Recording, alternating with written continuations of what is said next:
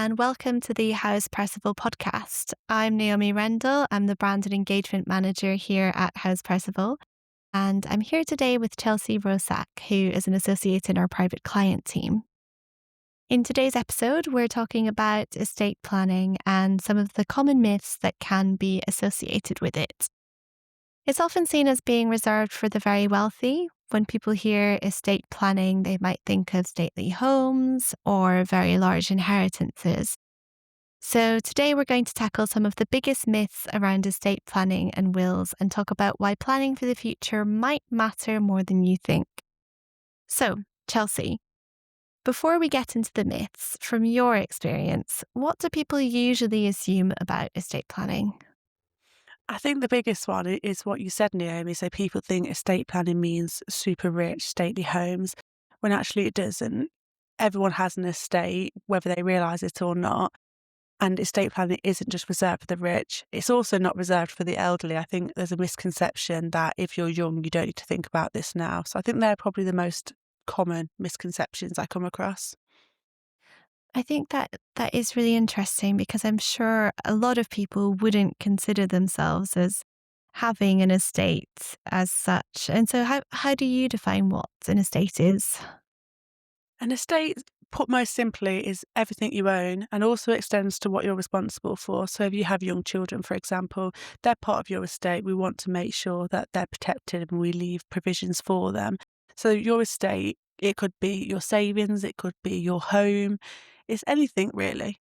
So, and you mentioned, estate planning is really for everyone, not just the very wealthy. And what about young people? I think a lot of young people would say, I haven't quite settled down in life yet. I'm too young to be thinking about this. I'll sort it all out later. Is estate planning something that they should be starting to think about now? Yeah, definitely. I would encourage all young people to really think about estate planning because if you come and start the conversations early, not only are they easier to have because you're used to them by the time that you're a little bit older, but there's more opportunities available for young people with estate planning. So as your situation develops, if there came a situation where you had an influx of cash, you'd brought a property, then we might need to advise you about how to own that property with a partner, for example, that you're not married to, or there might become concerns of paying inheritance tax when you're gone. So we might be able to offer and advise on different trust structures. So actually, it's really important young people do come and speak to us because the opportunities are there, and starting these conversations early it always makes the process much easier. And what about people who have a young child or very young children? Is there any point in them planning now when their children won't inherit, hopefully for many years to come? Definitely, parents should definitely be considering, at least on a basic level, having a will in place. And main reason for this is to consider guardianship. While we hope that we'll be here to care for our children ourselves for years to come, and hopefully until our children are long adults, that isn't always the case. Life is unpredictable. So come and speak to us. We can make sure there's a guardianship clause in your will to make sure if you're not there and your partner, if that's your family situation, can't take care of your children, you've got your say about who should look after your children rather than leaving it up to chance or for the courts to get involved. And also, you don't have to have a will where we say your child, as soon as they turn 18, inherit everything you own. Often that's not recommended or appropriate. So we can put conditions in place. That might be that your child inherits at a certain age, or it might be that there's a large sum of money due to this child and we want it to be managed by trustees for a longer term. So we put the money on trust and you do a detailed letter of wishes of how you'd want this money to be spent. We can discuss things like education. It's really about having your voice heard. We document it clearly. So if you're no longer here to look after your child, we leave provision for someone who is able to look after them, and we can detail how this money should be spent. So it's something that is essential for parents, I would say. I think, yeah, it is something that would definitely make a lot of parents sleep better at night if they know that their children are taken care of. On the Yeah. flip side of that, what about people who might not have children, but they've got a very clear idea of what they would want to happen? A lot of people have their fur babies, their pets nowadays. So what kinds of things should they be thinking about? Yeah, not every family is traditional. We're past the days where it was mum, dad, and two children. We see blended families, extended families, and like you say, we see families where their centre of their world is their fur babies, and I'm partly guilty for that. My Labrador is my baby, and no one can tell me otherwise.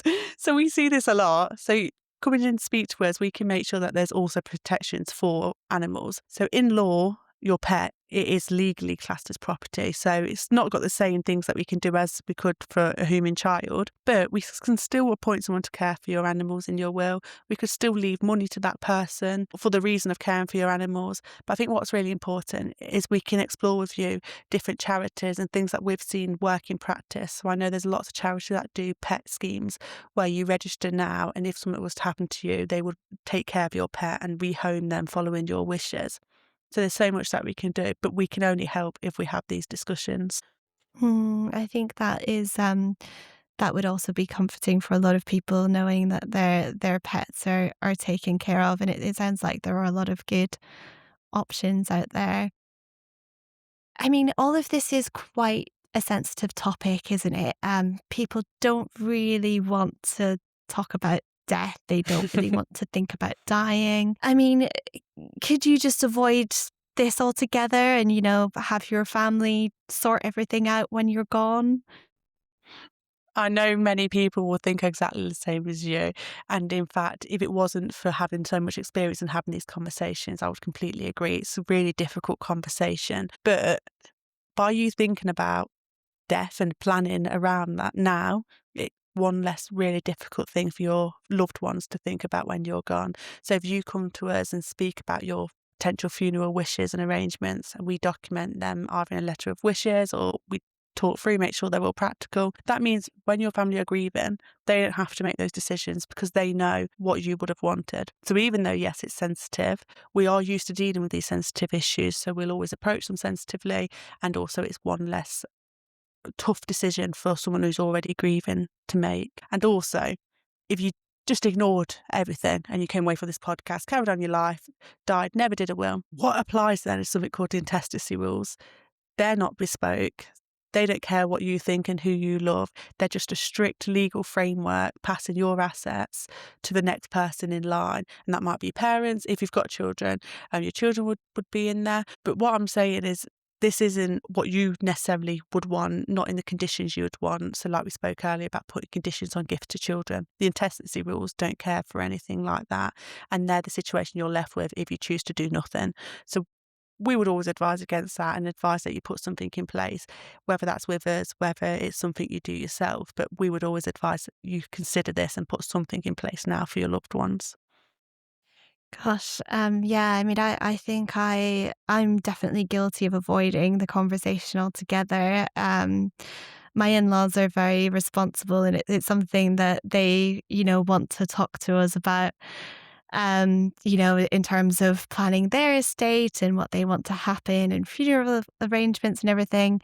And they're in their 60s, and I just think they are too young to be thinking about it. But everything that you're saying is making me think I should engage more in those conversations, because it really is just about making sure that your loved ones are okay and taken care of. And like you say, that what you want to happen is what happens once you And pass by away. having these, yeah, and by having these conversations, you can honour their legacy. So you speaking about your in-laws. If you're having these conversations and you know exactly, say, for example, what their funeral wishes are, you can honour their legacy and have things exactly how they wish. You're not playing the guesswork. At the time you're grieving, actually, this is what my mother-in-law wanted. So it's so worth it.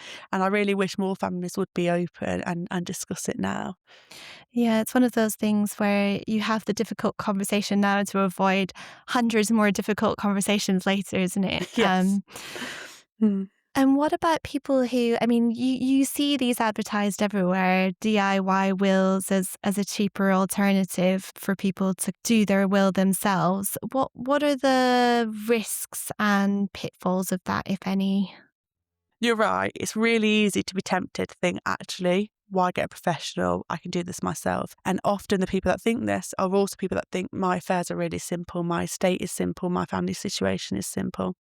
In reality, we very rarely see a simple estate and family arrangement. When we start discussing, there could be children with other partners. There's always something under the surface, is what I'm trying to say, that by having these discussions with a professional, it comes out and we can then tailor your will to cover that situation. Whereas if you're going to do it yourself, you might not think something's important when actually it's really important and we could help you with it.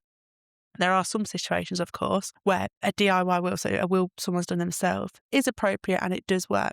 But these are few and rare. And I'm of the view that the upfront cost of getting your will professionally done now, that outweighs the potential risk that something happens with your will, so it's challenged in court and your loved ones have to go through a lengthy and very expensive court proceeding trying to interpret something you've said in your will that might be ambiguous. By getting a professional in now, not only do we draft your will in accordance with your wishes, but we have clear records of all the conversations leading up to that drafting, and they could be produced in court if needed. So I think the cost, yes, it's a factor and people should consider it, but also the cost of fixing a bad will always outweighs the cost of getting it done properly the first time round. Yeah, it definitely sounds like it's something to be avoided. And I suppose this ties in with AI and people relying on AI platforms like ChatGPT to get advice on this kind of thing. I mean, I know we're seeing a lot of that in the legal sector at the minute. Is that something that you come across a lot in your work? Yeah, I've come across it more so now than ever before. And in some instances, it's quite scary because people have input things to ChatGPT. And of course, any AI platform, that can only work with the things that you input to. It generates answers that it sort of generally gets on the internet.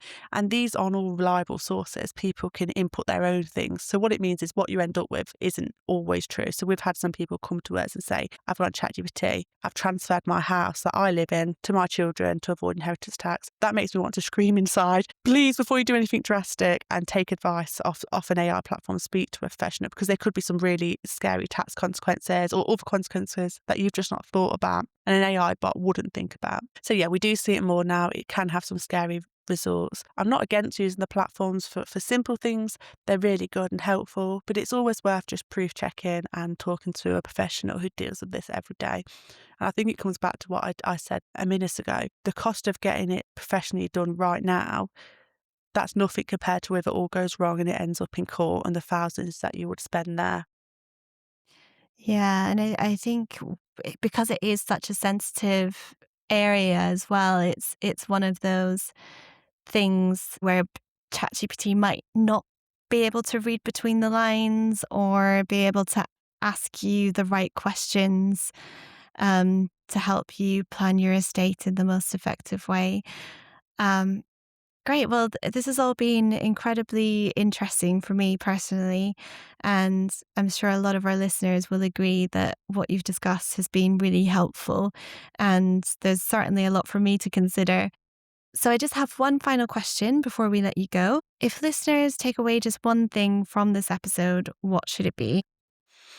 One thing I would like listeners to take away from this podcast is that the core of estate planning isn't all about money. In reality, it's all about protecting the people that you love and preserving your legacy. So it's never too early to start these conversations. And in reality, it's never too late either. So in whatever situation you find yourself in, feel free to reach out and start these conversations. Well, thanks again, Chelsea, for speaking with us today. And thank you to everyone listening for joining us. If you now, like me, feel like you need to start planning for the future and would like to find out more, please visit our website, which has a lot of great content on the subject. If you'd like to speak with someone here, please do feel free to get in touch with Chelsea or a member of our private client team. I'll include some links in this episode's description on how you can do that. You can also email us at information@housepercival.com. Thanks again.